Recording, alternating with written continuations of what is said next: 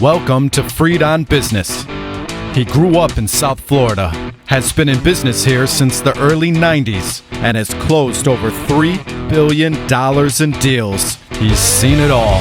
He always has an opinion, and he's always ready to share it. Informed, entertaining, and connected, he has his finger on the pulse of South Florida's business community. He's Jim Freed, and this is Freed on Business. This is going to be a great show today. Hey, everybody, welcome to the show. I'm doing it outside on the patio today because it's just absolutely nuts in the apartment as they continue to do the facade repair. I've got a jackhammer literally on top of my head all day long, so I'm out here on the patio today working. But it's a great example of what everybody's having to deal with. We have to be flexible in dealing with all of the external pressures that we can never project or predict in this increasingly crazy environment. We've got Sandy Skelaney. I should have tried to pronounce that before. Sandy, how'd I do? You perfectly. Amazing. It's the first time I've ever gotten it right. So we're going to have Sandy on. Sandy runs a tremendous program about keeping kids mindful here in Miami. We'll also have tips on how to help teachers and parents as well as normal people because it all applies to all of us. And then we're going to have in the second half of the show, Conway, the CCIM economist. We're going to talk about what's going on in the economy, especially I will frame it in why Yogi Berra and all of his terminology is going to be real applicable to the next year. So stick with us. Reagan, take it away. I don't have any of my notes. It's all freestyle on Freed on Business today. It's going to be great.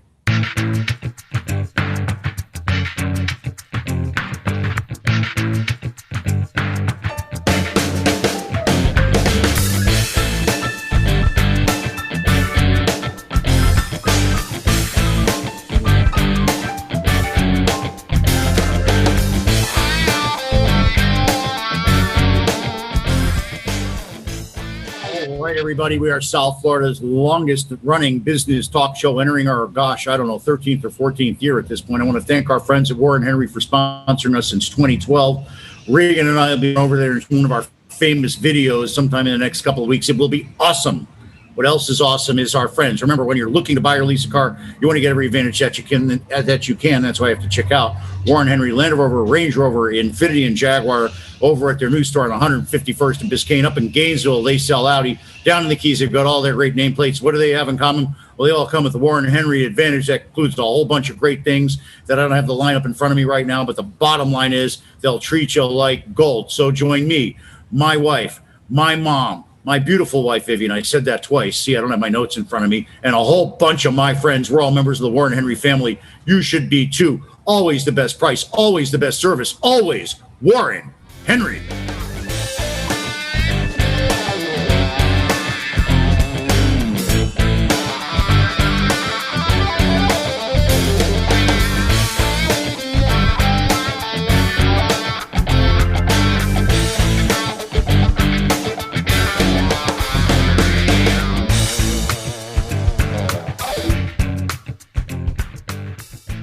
What a great commercial to have right before we talk to Sandy about protecting kids and mindfulness in kids. Sandy's an expert in all kinds of things related to keeping our kids safe and healthy. We're going to talk to her in just a minute. If you've got a real estate deal that needs to be kept safe and healthy, give me a call. I'm dealing with some of the biggest pockets in the world doing tremendous things: condo inventory loans, construction financing, equity joint ventures, pref and mezz equity, you name it, I've got it going. The property types: condos, industrial, retail, office. It doesn't stop. I'm hot as a pistol. So give me a call at 305-773-6300. Why? Because when you call me, that's right, you know it, it's always all about you. Welcome back to Freed on Business. Connect with us on LinkedIn, YouTube, Facebook, and Twitter at Jim Freed or at Freed on Business, and on Instagram at Jim Freed1. Now, back to your host, Jim Freed. All right, we're back, and we're back with one of our community's most amazing people, Sandy Skelaney. I hope I keep getting it right. I usually butcher everybody's name. Sandy's here. She moved to Miami about 20 years ago to start addressing some of the issues that face children today, or back 20 years ago, and that issue is still alive today. But Sandy has joined our community. Welcome to our show, Sandy. Tell us about your current venture with the Miami kids, and also your background, because I think it's real important to set the table on who you are. Yeah, thanks so much for having me. That was a wonderful intro to the program. I was like rocking out over here. So my name is Sandy Skelaney. I'm the executive director of Mindful Kids Miami. And we're an organization that brings the benefits of mindfulness to all children in K through 12 in Miami and in South Florida in general. And we do that through working with adults who are working with children primarily. But before I joined on to Mindful Kids this past year, yes, my whole experience running Mindful Kids has been in the pandemic. So it's definitely been a very interesting year for me. But before that, I was building programs working with child sex trafficking in Miami. So back in 2007, I founded Project Gold at Christie House. And, I'm considered an expert in trafficking. I teach a class on sex trafficking at FIU. And really what kind of got me into doing the work that I'm doing here with Mindful Kids is that my own mindfulness practice both helped me as a professional not burn out, right? It really helped me kind of stay grounded and working with the youth in a way that was effective, responsive, instead of reactive. And it helped me to build really good programs for the youth that we were working with. It's really important. I know as a kid, I was abused, molested. I'll even use the R word. Okay. So I understand that even the most apparently wonderful people have this issue that they've had to deal with. That's why we support Lauren's kids on the show also. Sandy, I was never trafficked. Thank God. But I do practice mindfulness also, and it is how I keep myself together during these times. We had to make the change, and just at the time I had to go from my office to this outdoor seating because of the pandemic. That kind of ability to be flexible is the key, I think, to making it through the pandemic. But what are some of the things that you teach the adults? And I've got to believe that different adults need to learn different lessons. Yeah, actually, we have a few different programs, and mindfulness-based stress reduction is our number one signature program that was originally founded by John Kabat-Zinn, many decades ago. Evidence-based program, so many benefits of that, and really that's just kind of an 8-week program where you learn all different mindfulness techniques and how to incorporate mindfulness practices into your daily life in a lot of different ways. Everything from gentle movement and walking to mindful eating and meditation and things like that. And we have other programs too. So we have mindful self-compassion. We're about to self-compassion. Oh my gosh! Hashtag biggest word of the day. Right. That one's very popular. Nobody loves themselves. Everybody thinks they should be doing better. They compare themselves to an ideal that they'll never be able to reach, and then they hate themselves. Why? I know.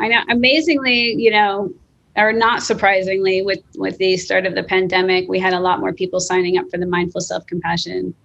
It's the most important thing. This weekend, I just did a picture of a cafecito and a biscotti my mom made, and put it up with the sun coming up over the fog. And I said, just be kind to yourself. Self-care is good.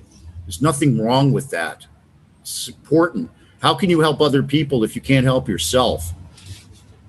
Yeah, no, that's so true. And I think that's the first thing to go a lot of times when we get really stressed. But what we don't realize is that if you kind of maintain self-compassion and a mindfulness practice, then all of that junk that's kind of being thrown at you, it doesn't reduce the amount of crap you're dealing with, but it makes it feel not so big. It bounces off. Yeah. Boom. Bounces off. So right. Listen, we're talking about it. What's your favorite technique that you'd like to tell an educator? The educators, it's like on the commercial. You saw the commercial this weekend. They have the person that's teaching the class and all the volcanoes start to explode and the teacher doesn't know what to do and she's losing her mind. Didn't see that one yet? That's a new. No, but it sounds great. It's tremendous. All the volcanoes explode all over the kids. Really great. They have to make you watch the commercials now. So this one made me watch, obviously, and I remembered. I think it's a progressive one, but I'm not sure. It's one of those. But so now the teacher's teaching. She's teaching. It's impossible to get her lesson across because the kids are doing 65,000 other things on the other side of the computer. How do you keep that person motivated and happy beyond the fact that they're doing what they love? Okay, teacher with all these volcanoes going off in the room. I mean, one of my favorite techniques that I use all the time is a 3-minute breathing space. And it's like, it's all about taking the pause, because what's happening is something is blowing up externally, literally or figuratively, and your body is instantly processing that and reacting to that, right? So we can react in a way that's anxious, because of fear, because of whatever, or we can take a pause and we can really have a chance to put things in perspective. So you're taking stock of what's going on inside first. It's like a 3-minute little pause.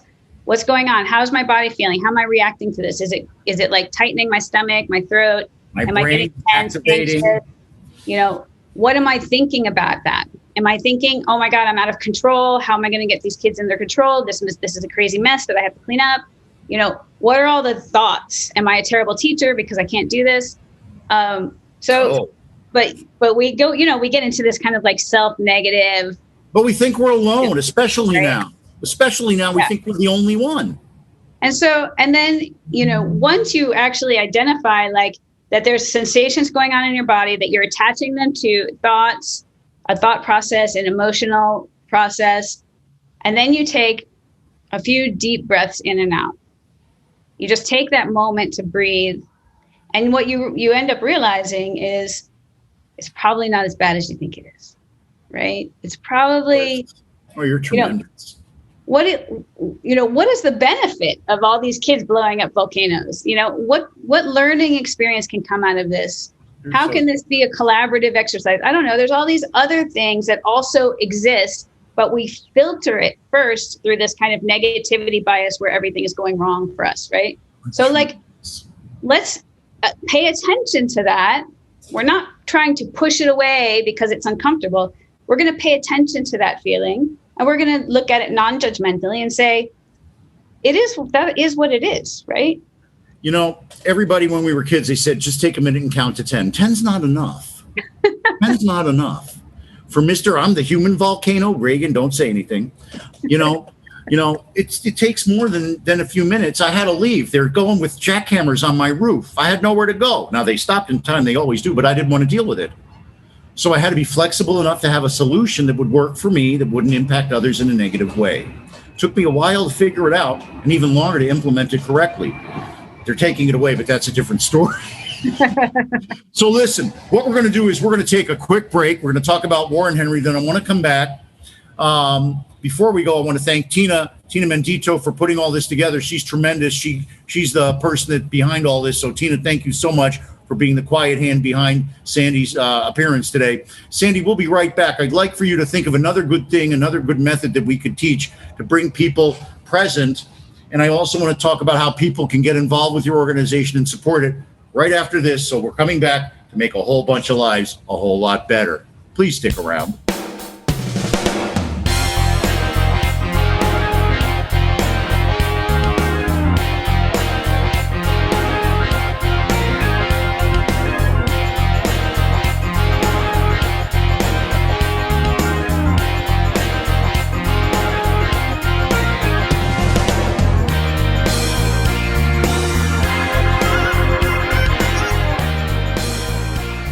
Everybody, this is where I tell you that I'm the longest running business talk show here in Miami. No one even comes close. We've been on for 13 years. I want to thank our sponsors at Warren Henry, who've been with us almost since the beginning. They're tremendous. They're family. They're mindful, and they're kind. You go there, you can mellow out. I promise, Sandy, they can mellow out at Warren Henry. So when you're looking to buy or lease a car, you want to get every advantage that you can. That's why you check out Warren Henry. Land Rover, Range Rover, Infiniti up in Gainesville. They sell Audi down in the Keys. They've got them all. I'm talking about getting a Jeep there. I'm loving that. I'm going to take it out to the farm. So remember, when you're looking to buy that car, call Warren Henry. They've got great cars, but they also have the Warren Henry Advantage. It's a great suite of services. It includes giving you free dent repair, key replacement. They fix your wheels if they have a problem. They give you a loaner car if you need service. They'll match the price. But the most important thing is they'll give you 3 days to make sure you like your car. Believe me, you will. Join all my friends. My mom, my beautiful wife, Vivian, me, we've been clients there, members of the family for years. We're all members of the Warren Henry family. You should be too. Always the best service, always the best price, always Warren Henry.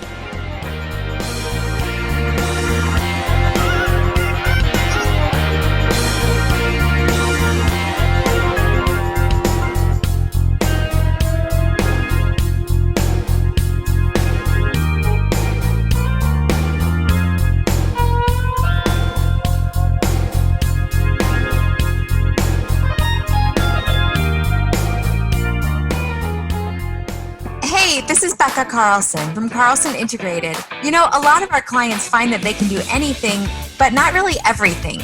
We are always excited to jump in and help. So whether you need another set of hands for a project or even comprehensive marketing management, our team of marketing mavens would love to have a conversation with you to see if we are the right fit. We do everything from logo and design work to email outreach and social media to writing and thought leadership. And here's a fun one. We are now offering our fabulous ebook of top 10 marketing tips on our website for free. So head over to carlsonintegrated.com and grab a copy today. And please always let us know how we can help. My email is Becca, that's BEKAH at carlsonintegrated.com. That's BEKAH at carlsonintegrated.com. That's right. And call me, Jim Freed, at 305-773-6300. If I can help you, I'm helping a lot of my friends with residential mortgages as an accommodation. A lot of folks I know have no W-2 income. They just have capital gains and distributions, but I'm helping them get mortgages up to about $3-4 million. Give me a call if I can help you, if you want to pull some cash out or lower your rate. Also doing incredible commercial deals. Bridge loan, doing an $85 million loan purchase right now with some of the finest people on Wall Street that you'll ever want to meet. They're tremendous. They're white knights. I also have a hotel group that's a white knight to buy loans, and I've got all kinds of apartment and condo money too. So give me a call at 305-773-6300. Why? I think you know by now, because when you call me, it's always all about you. Welcome back to Freed on Business. Connect with us on LinkedIn, YouTube, Facebook, and Twitter at Jim Freed or at Freed on Business, and on Instagram at Jim Freed1. Now, back to your host, Jim Freed. All right, Sandy, social media just loves you today. We're getting all kinds of shares, likes, and views because of this being such a critical issue. I want to thank you for coming to our community to help with child trafficking and then switching over to helping students, teachers, and parents create a more mindful situation that they can learn better and be better members of our community. How can people get involved with your organization, Sandy? Oh, that's easy. Just go to our website, which is www.mindfulkidsmiami.org. We have all of our classes, and you can contact us through there if you want to volunteer, or we have a lot of different ways we can get you involved. We have free classes, and we have also longer term workshops. Wow. Free classes? Are they on the internet? Or where does a free class come from? Yeah. Somewhere?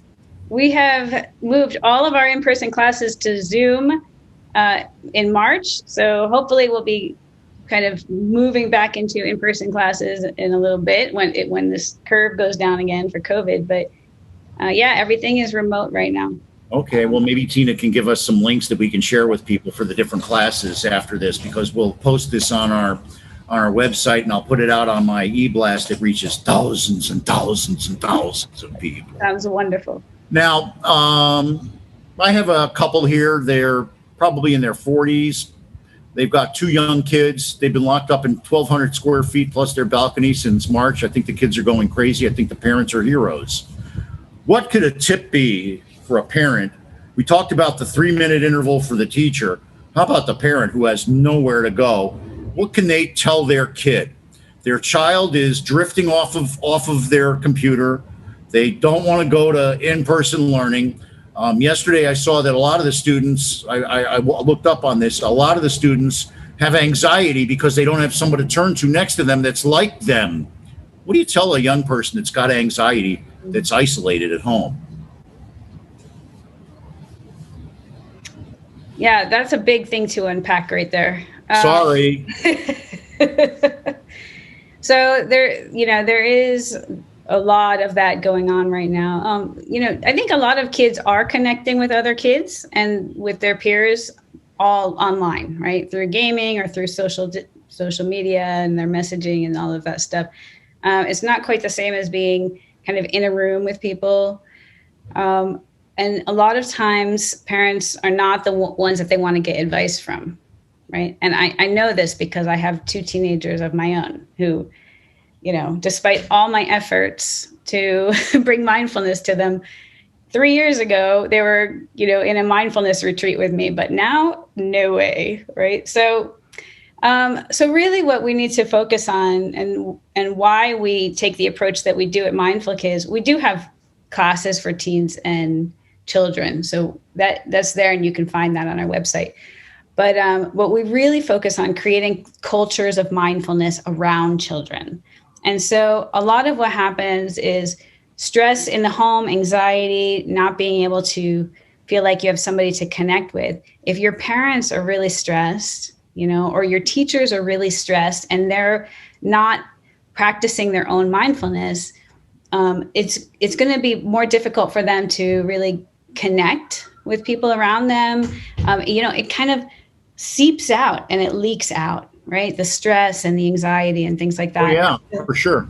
So that's really the first step. The first step is like, how do we embody this for ourselves so that we can be more compassionate? I mean, honestly, a lot of what I'm doing with my kids is just giving them grace. This is an unusual circumstance. How can I be there to support you? I'm not going to have like these crazy high expectations. Maybe some of the grades have gone down a little bit, and we're going to try to work together to figure it out. But you can't hold them to the same expectations. And if we do, and if you're really mindful about this, what you're doing is you're reacting to your own fear of your kid's failure and things like that, right? But if you are a mindful practitioner, you're more likely to kind of put that in perspective and be like, okay, this is unusual. And we're going to be, first and foremost, we want to support and love and have compassion for the people around us, right? And ourselves. So that's tremendous. I think we should just package that and just mail that to every human being on the face of the earth. It's very difficult to create an environment of calmness, especially for us. My house, we have jackhammers that started on March 16th and haven't stopped since then. The building continues to assail us. And the only reason that we're able to survive at all is because we are flexible. You have to just realize that this is transitory. We had 30 years here in a great situation, and now we're going to have 3 or a year of aggravation or more. And we'll have to find alternative methods for accomplishing our goals while that's going on. And I think I just spoke for everybody that that's the way the whole world is working right now. Yeah, everything is impermanent, from external circumstances to your own internal responses to them and feelings. And another really good practice, because you mentioned bringing another practice in, I really like the movement practices. And even working with kids, I've worked with hundreds of kids who've experienced extreme trauma and teenagers, and teenagers tend to push back. They want their independence and all of that. But one way to really connect with them has been through movement. So, every now and then my kids want something and I'm like, okay, you want something from Whole Foods? Then we're going to go walk to Whole Foods. We're not going to drive. We're going to go take that mile walk. And in that mile walk, they might be kind of like grumbly at first.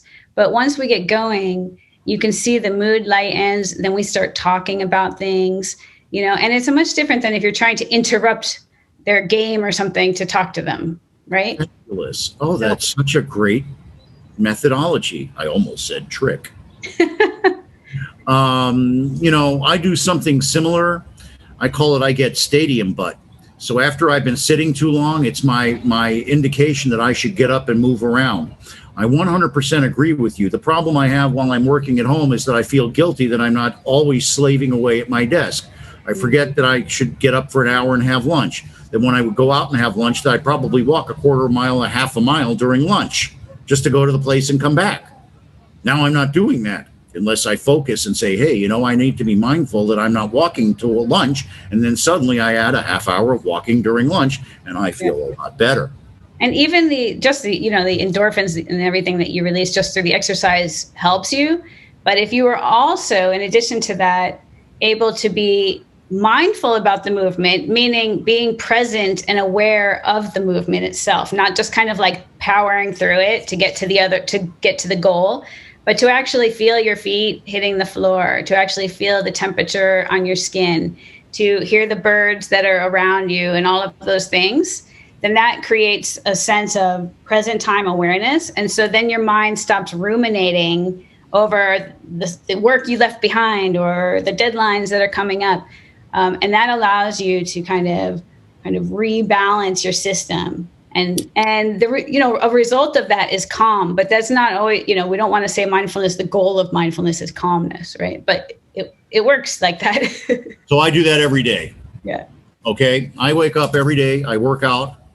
I haven't, because I had a surgery a couple of months ago, but now I'm doing it. I did it before. I'm doing it again. So I wake up at like 5:30. I work out.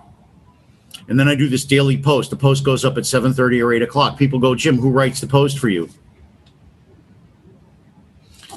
Where do you get all that wonderful, gooey information and feeling that you put? How do you do that? Because I connect with myself after I work out, and I calm down, I relax, I sit outside, I watch the sun go up, and I listen to the birds, and suddenly I'm thinking to myself, what am I going to say to myself to calm down? And when I do that, I say it to everybody else, and we all do it together. It's the way I do it on my LinkedIn profile. It's and Twitter and Facebook and Instagram. It's what helps me stay connected with everybody. I'm not alone at all. Yeah, that's a wonderful example, and also an example of sometimes we think squeezing in time for your meditation or your yoga or something like that is going to take away from your productivity, but in fact, it actually enhances your productivity at the end. 100%. It makes me much more productive. I take those posts, I text them to the people that I want to talk to that day. I engage them, and then suddenly it's a warm call, or they tell me when they can talk or whatever. It's terrific. And I'm always sending them positive information, positive energy. At this point, everybody in my network knows what it is when I hit them. And it's really a wonderful way to get the message out. We've only got a couple of more minutes left, Sandy. I want to start again with why what you're doing is important and how people can get more information about it. Well, ultimately, we want the benefits of these mindfulness practices to go to the children. And the reason is because the kids are going to grow up and, lead us in this world. And can you imagine if we had, an entire world led by kids who are more compassionate, more connected, able to kind of process through their emotions and be, emotionally intelligent. It would just be an incredibly better world, aside from helping them in the short term to cope with the stress and the anxiety and the depression and, all of the wonderful benefits of mindfulness. So, I can't see a better mission for the world. I feel like mindfulness is really at the heart of every problem we have. If we're more mindful, we would be able to solve all of these problems we have in the world. Well, I'm not a universalist on issues, but I do think that you're probably correct there. I think that the world could definitely benefit from everybody being kinder, gentler, and more connected to what's going on around them. If you're connected with what's going on around you, you won't want to hurt the other person. Boy, what a great world that would be, huh? Yeah. Sandy, do you have like a website or things where people can go to get more info? Yeah, mindfulkidsmiami.org is our website. AWESOME. This is tremendous. I want to thank you again. I want to thank Tina for bringing you to my attention and allowing me to present your content to my network. I know they're all very interested. They were texting me about it. I sent a couple of screenshots to Tina about the people that were excited. So thank you so much, Sandy. From all the people in our community that are never going to get a chance to thank you, I'm sending it your way. Thank you so much for coming here and helping people that are really at risk and really need help that don't always get it. Thanks so much, Jim. Bye-bye now. We'll have you back again to hear more about it in a few months. All right, we're going to be back. It's my pleasure. We're going to be back right after this with my favorite red shoe economist, Casey Conway, the head economist for the CCIM. We're going to talk about all his Yogi Berra-isms and why they all apply to the current economy. Back after this.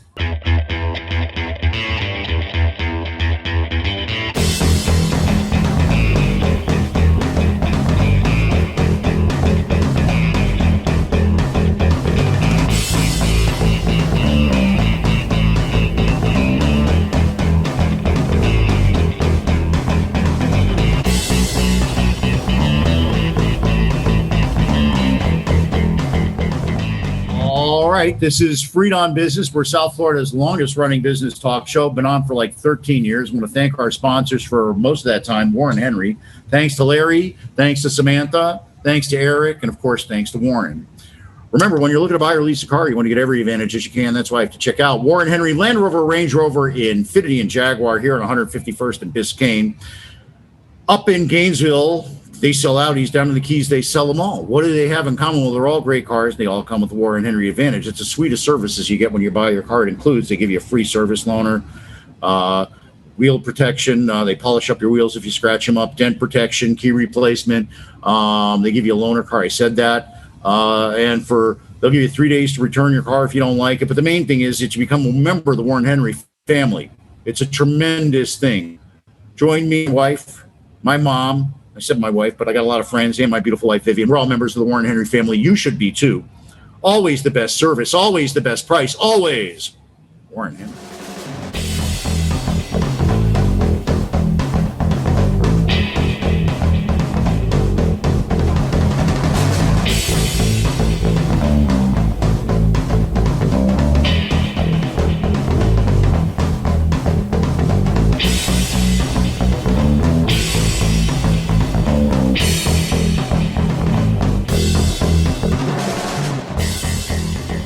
Hey, that's right. And choose me, Jim Freed, if you need a real estate deal. That's me wearing my Warren Henry Lamborghini Broward hat. That's me, Jim Freed. Call me at 305-773-6300 because I can help you. Give me a call. I'm helping all my friends do big end mortgages for their homes, up to $3-4 million, getting them great rate cuts, getting them great loan to value. It's not easy. It's as hard as my big commercial deals. Big commercial deals, you say, yeah, I'm doing an $85 million bridge loan. I'm doing a big $150 million construction deal where I'm getting the mezz and the construction loan. And, of course, I'm doing my healthcare deals where I'm doing bridge loans, land loans, and permanent loans and bridge to HUD. Give me a call. If it's complex, I can get it done. 305-773-6300. Call me, Jim Freed. Why? Because when you call me, it's always all about you. Welcome back to Freed on Business. Connect with us on LinkedIn, YouTube, Facebook, and Twitter at Jim Freed or at Freed on Business, and on Instagram at Jim Freed1. Now, back to your host, Jim Freed. All right, everybody, strap in because here we are with the fastest half hour in commercial real estate. We got Casey Conway, the Red Shoe economist. He's the head economist for the CCIMs. He's going to talk to us about what's going on in the economy and why he thinks Yogi Berra had it right. Welcome back, Casey. Thanks. Happy New Year. Happy New Year to you too, buddy. Listen, it's been quite a run. It's since March. My favorite word is Blur's Day. If it wasn't for the radio show, I wouldn't know what day it is anymore. Everything's the same. It never changes. Everybody thinks that it's 2020 when they're doing 2018 when they're doing a real estate deal. And then they think it's 2021 when they want to get the equity out of the real estate deal. The real opportunities haven't really occurred yet that we thought were coming. A lot of people say they're never coming. I say just wait. Casey, what do you say? I say, I just wish Yogi was still with us. I've declared 2021 is the year of Yogi because all of his famous Berrisms will actually make sense. It ain't over till it's over. Heck, we can't even get through elections and impeachment, the Fed and quantitative easing and devaluing the dollar, the pandemic, vaccinations. And I think when we get down this road here, the future is, as he said, the future ain't going to be what it used to be. We're not going back to 2018 and 19. We've had structural change, things like you guys have done and what you guys are even doing with, say, like a hemp industry. But here's the thing, Jim, that you help guide us all to. You got to be very careful if you don't know where you're going because you might not get there. There's Yogi. And my favorite one, he was a great mathematician because he always used to say, you better cut the pizza in 4 pieces because I'm not hungry enough to eat 6 or 8. So maybe we better cut our pizza into 4 pieces and we'll just eat a quarter or 1/4 instead of a 1/6 or an 1/8, right? You're tremendous, Casey. Now, listen, there's a lot of sectors involved, but they all drive off of what you're an expert in, and that's logistics. We're seeing an increase in industrial space and a decrease in traditional retail space. You were giving me some numbers. If you could share them with our audience, I think it would be very informative. But I think there's a pretext. We have to realize that in the 80s and 90s, we were building these grocery anchored shopping centers, $100,000, 100,000 square feet at a pop, probably opening up one a day. That's probably stopping, but something else is starting.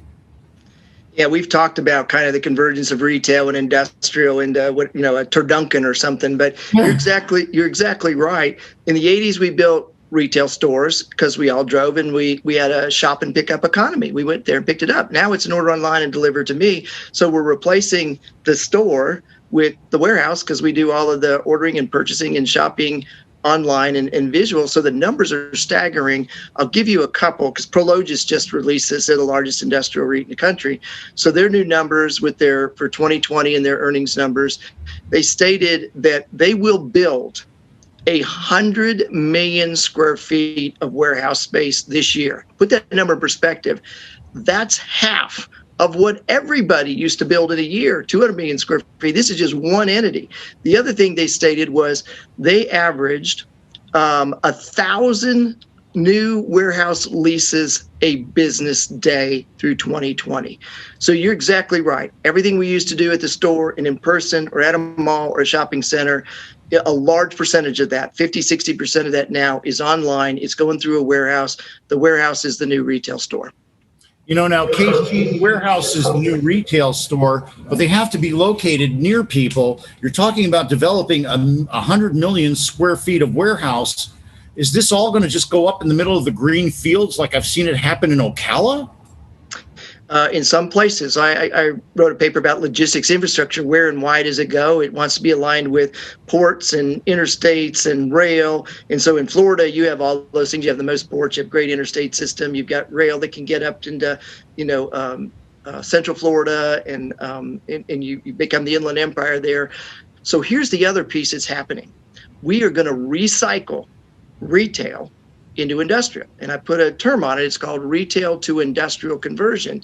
And CBRE has actually started producing a report. They're only tracking about 15 million square feet. I'm tracking about 100 million square feet. But what's happening is companies like Amazon and Walmart or Home Depot, or big retailers, FedEx, when they build a new big mega industrial e-commerce warehouse, they're looking in those markets for 3 to 5 vacant big box retail stores that are in the zip codes that have all the high density and demographics that they're shipping to. And a real good example was in Hampton, Virginia, a little small town, not Atlanta, Orlando, Miami. And Amazon just went in there and they bought this closed Kmart for $50, $60 a square foot. They put 10 into it to put a new roof on it with skylights and some upgraded paving to concrete. They put a triple net Amazon 20-year lease on it. It's now an industrial asset. It's now investment grade because it has an Amazon lease, and they're going to be doing a sale lease back at over $100 a square foot. Now that's pretty cool stuff. And when you think about what you guys have in South Florida, all the old warehouse or all the old retail, look at a Dadeland Mall, or look at what's been successfully done in Wynwood, what's going on in adaptive use master planning in Doral. You guys are right at the epicenter of this transition, but retail can become very effective as a last mile component. And when last mile is 50% of all logistics costs, these retailers have to figure it out. And they can't build 120 square foot, $180 square foot warehouses everywhere. They gotta, when you buy these retail assets at 50, put 10 in them and make triple your money, then that's a good way to make it all work again. Wow, it sounds a great play for retail investors that have been looking for something to do in the retail space. I know a number of people that are bidding on some of the secondary and tertiary malls with just that thought pattern involved. Now, KC, I know you have a local relationship with the Miami Board of Realtors. What have you been doing with them lately? So they're on top of it. I tip my hat to your Miami and your Florida realtors. So we're working with them on a new adaptive reuse paper that we hope to have out in March, and present it late March, early April.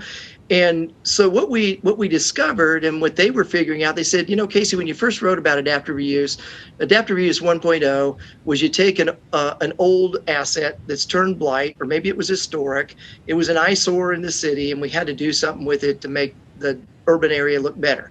So someone on a philanthropic basis stepped in, they put the money in, they fixed it, they redid the theater or, the old rail station, and they made it into something cool and neat. Festival retail was the Festival retail. So that was adaptive reuse 1.0. Now what's happening that's been accelerated by COVID is we're looking at adaptive reuse going out into the suburbs, out into neighborhoods. And instead of a single asset, how do you do a whole neighborhood? So Windward's a good example of that. Doral is a great example. You have a great realtor down there, Anne Marie Rodriguez, that's got elected to the state legislature. That's her district. And they're looking at the whole area and saying, how do we plan and rethink this when we're going to have driverless cars and transportation, and we want green space, and how do we take old a gas station and a car repair shop that we don't need anymore, and all these other uses, and integrate them into more of a homogeneous and green type of area. So adaptive reuse 2.0 is expanding from single urban blight assets out into the neighborhoods and looking at it holistically. And the problem that it solves, the biggest challenge with adaptive reuse initially, was that local government was afraid of it. They didn't want to do it. It might not work out. They might not get the same tax revenue. The mayor would get kicked out of office and they'd get fired. So when you bring them in and you work at planning a whole area, a block, a neighborhood, they embrace it, they get into it, and they're looking forward. And so we're looking at everything. Look at the green space that you're doing underneath the your light rail, all this integrated. Even Coral Gables is looking at not requiring parking for new development because they think it's all going to be driverless, or it's going to be a skidoo or a jet ski or something if the water rises, as they all predict. But all of these elements are coming in. And so I tip my hat. We're working with the South Florida Realtors, Miami Realtors on this paper. It'll be exciting stuff. We'll come on your show when we've got the paper ready to release. But it's adaptive reuse 2.0. It's very exciting because, adaptive reuse, like you said, was always like a redesign of a factory in Ybor City. And now it's repurposing an entire district that never had a single tree and putting trees and turnabouts and making it a residential neighborhood. Of course, there is the clash of old and new that's going on in Wynwood right now, but we could talk about that on another show. Can you hang out and do another segment with me, bud? You bet. All right, Reagan, take it away. We're going to come back with KC. We're going to talk about some more yogiisms and what that does and what he thinks is going on in the real estate market and how it can impact your career. We'll be back with more with the CCIM head economist, KC Conway, after this.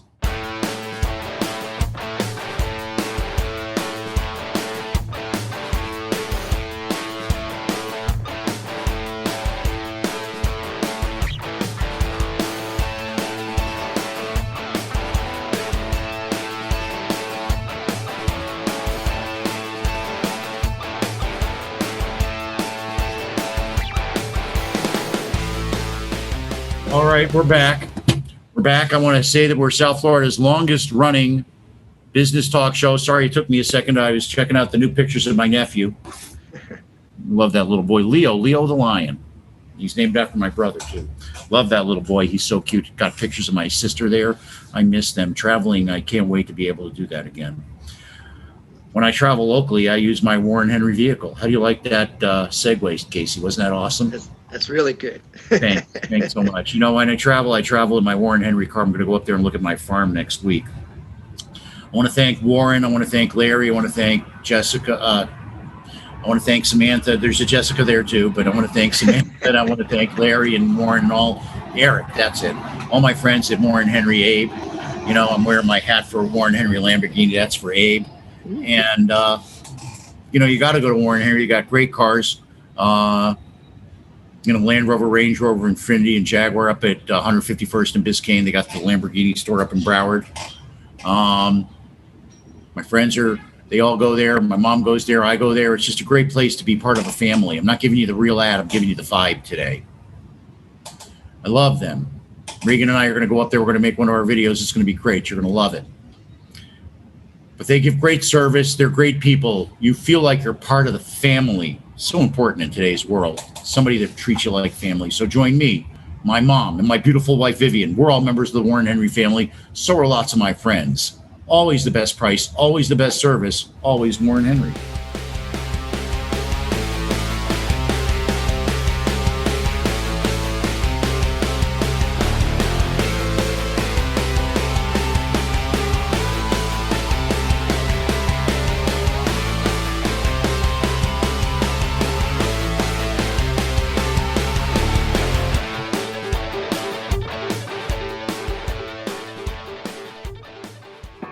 this is Becca Carlson from Carlson Integrated. You know, a lot of our clients find that they can do anything, but not really everything.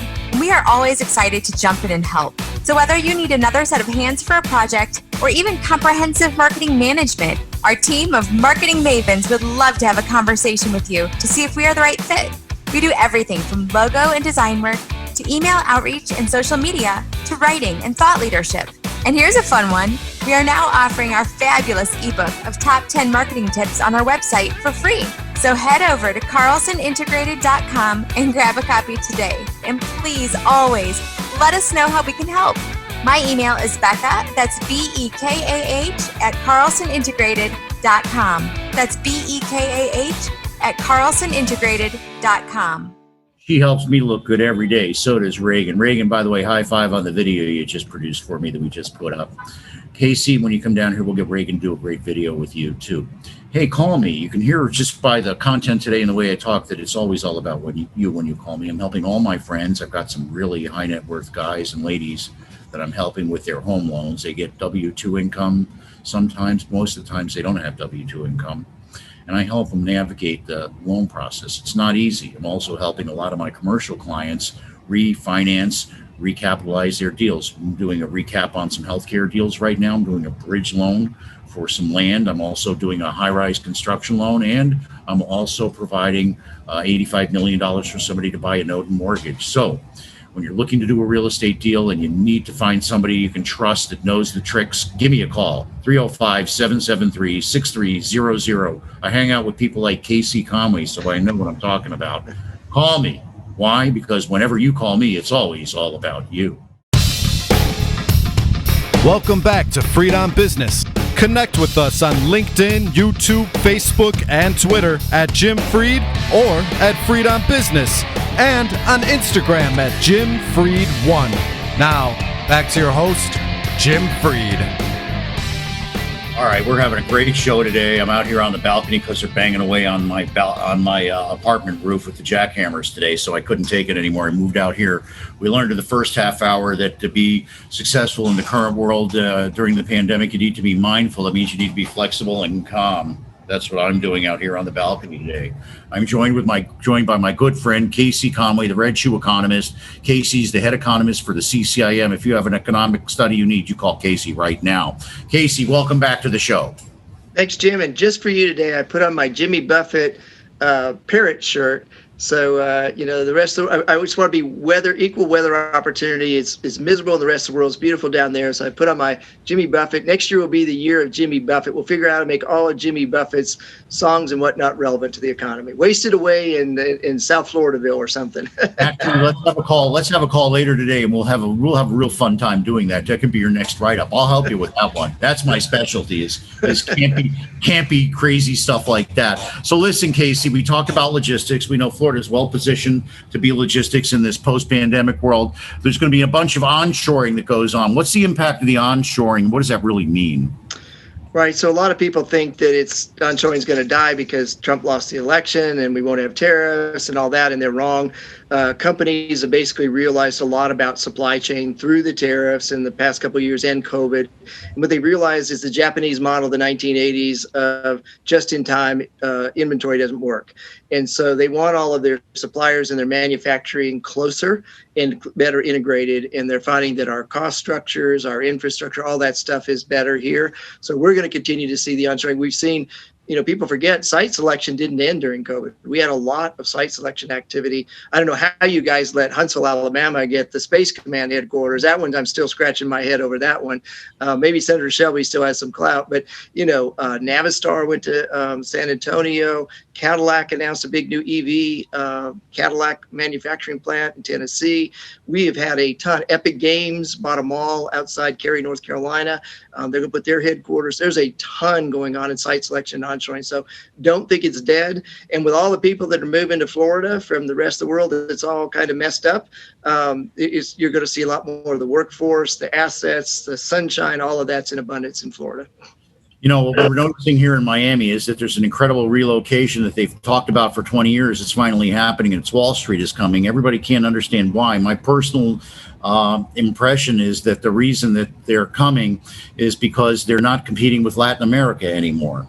The Latin American buyer is gone. So the pipeline to the 60s and 70s has reemerged. The pipeline from Philly, Chicago, and New York mostly, Boston a little bit.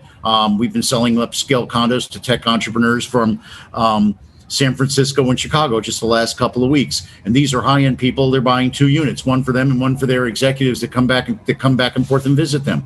Miami is a real alternative now. Palm Beach County, even more so, I believe. Yep. And then you look at the ad, you had the Bright Line, and you can come in and you can get up to Orlando. Right now you go all the way, I think, north of Palm Beach. But, you guys have your act together, and you think about, the ports and the infrastructure, the 5G and everything else. You've put all the pieces together. So, Casey, putting your crystal ball together and assuming that we have some type of stability going into, at this point, I believe it's going to have to be the fourth quarter.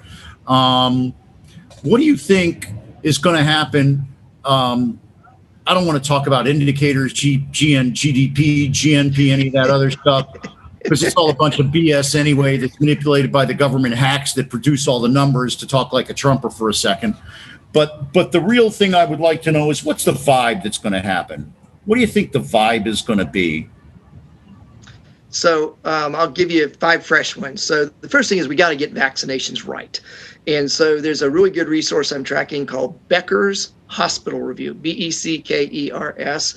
And they're tracking by state the doses you get, how many of you are administrating and getting into people's arms. And it's not good. So you guys are doing pretty well, better than many others. I'm in Georgia, so Alabama, Georgia, Arkansas, we're the bottom 3 or 4. We can't get 10% in. If we tell everybody it's cholesterol or some sort of fried food, we could probably take it, but not. So I'm tracking, if we don't get vaccinations right, and we're almost at the point where it's too late to really make spring break happen. So that hurts your leisure and tourism, your cruise ship industry. If we don't get it right in the next 60 to 90 days, then summer vacations get toast. And we're very close to that because everybody's doing their bookings and whatnot, and hotels are trying to figure out if they can open. If we don't get that right, or your leisure and tourism industry really is pushed into next year. So I'm tracking the vaccination by Becker's. The next thing I'm tracking is this thing called Castle Systems, Kastle. They're the entity that owns all the technology for all of our pass cards that get us in and out of buildings. And they publish the data on how many of us are going in and out of our buildings. Oh my God, that must be amazing. It is. So on office, it's like less than 20%. So less than 1 in 5 of us, if we don't get vaccinated, and companies don't want to travel and they don't have meetings and they want to cut costs. It also does industrial and retail. So retail's not so much, but all the industrial warehouses and manufacturing plants, they're 80 to 90%. So the factory, the supply chain is working, the office, not so much, the hotels, not so much. So I'm tracking that one as a really good forward. I'm also looking at the credit metrics. So people like TREP, or I'm looking at bank failures in the Texas ratio. We have a lot of banks. The Fed said they were all healthy. Their stress tests were fine. How many of you have heard about a friend that had a stress test and they dropped dead the next day? That's how the Fed does stress tests. Our banks are not in good shape. We put all these underpinnings like rent forbearance, mortgage forbearance, the Fed printing money, the Fed buying mortgage-backed securities. We have all of these underpinnings that when they come out, the credit problems will surface. So I'm really looking this Texas ratio.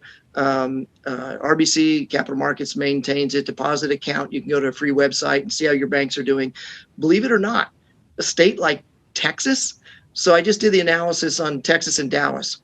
5 banks in Metro Dallas have Texas ratios that are 10 to 30%. Well, healthy is 5% or less. What the ratio is a percentage of a bank's capital that's restricted because of bad loans. So you want it really low. You start getting 10, 20, 30%, you get a visit from the FDIC. They can't do business at that point. No. So that's why having a relationship with you, knowing who you're doing business with, can they close on the deal? It's absolutely important. So I'm looking at that one. And then I'm also looking at state and fiscal government health, because where companies are onshoring, where they're relocating, they want to know that the community is fiscally solid. And so I look at something like Nuveen, which tracks all of the bonds and the health of cities and municipalities. Well, when a city or a county goes bankrupt, it's called a Chapter 9 bankruptcy. And during the Great Recession, we had 74. My forecast is double that this next 18 months. The good news is in Florida, you're fiscally in pretty good shape. You're not like some of the northeastern states or other ones. They were messed up in the beginning. Yeah. You know? So when you're doing business with a Jim Freed, Jim's going to make sure your lender has capital, and he's not going to close close the bank during the transaction. He's going to close the deal. He's going to make sure you don't buy a condo in a fiscally wrecked community or city, and he's going to make sure the sun comes out. So those are my 5 best items I'm tracking forward. Well, that's all true, Casey. I can do all those things for people. It seems to me like it's not so great that the most important thing is the people need to stick with it. So let's go back to Yogi. Okay, it ain't over till it's over. And it ain't anywhere near over. Yeah. You may just be getting started. It's just getting started. And he said, when you come to a fork in the road, the old Yogi was take it. The new Yogi, if he was still alive, would be call Jim. Oh, I love you, Casey. He'll tell you to go right or left. Oh, you're tremendous. We'll have you back on to do more ads for me. And I know Reagan's going to be cutting that stuff up and making sure I can send that out. Reagan, you just heard me say that. So listen, Casey, I want to just take a couple of minutes to talk on a personal basis. Okay? You're one of my favorite people. Okay? You're an educator. You're a public employee. You've been directly impacted by all of this. I want you to know that the first segment was for people like us, people that are flexible, people that are working out of their home, people that have outside trauma and difficulties, because the reality is that it doesn't matter. I'll say it again later, but I'll say it now too. The person wants to do something finds a way. The other finds an excuse. And that's what it's all about, Casey. You're one of the finest examples of a person that I know. And you're one of the finest examples of an economist in real estate that I know. Put that together. Yeah, I got you there, didn't I? You did. I got you there. The real estate part is great. But today's world, people are choosing to surround themselves with wonderful, good-hearted people. I will personally recommend that you're one of the best of those that I've ever met. Your heart's always in the right place. You always try to bring a smile to what you're doing. You always try to spice it up a little. But the most important thing is you're transparent and honest. And I want to thank you for that, for being part of my network, for bringing your insights to all my friends. The people that couldn't watch live are going to download it. They already told me. And I can't wait to schedule you again when we come back and do this all again. Casey Conway, my favorite economist. You know who I'm introducing him to. That's everybody. You're very kind, Jim. I was a little down this past week, a lot of things going on, and you reminded me of what I advised people early in the pandemic, and that was look up and forward, because you can never see the light at the end of the tunnel if you're not looking up and forward, and do what if thinking. So whatever's not working today, use your network to do what if, to figure out how do I make it work. And you embody that, and you got me looking back up this week, and I appreciate it. Casey, there's absolutely nothing that you could say that would make me feel better than the fact that I was able to help you stay on the ball. This has been a great show. I want to thank Casey Conway. I want to thank our mindfulness folks from the first half. I want to thank Tina Mendito for putting that together. I want to thank Reagan Mendoza for spinning the show, and I want to thank Rebecca Carlson for helping me market it. I want to thank all of our sponsors, especially Warren Henry Automotive and the University of Florida Center for Real Estate Studies, the Bergstrom Center. I want to thank all of our viewers and listeners. Remember, the person wants to do something, finds a way. The other finds an excuse. Now go out there and make it happen. This one's for you, Casey. God bless you, and God bless the United States of America. Reagan, bring it home. Love you, Casey. Thank you, Jim.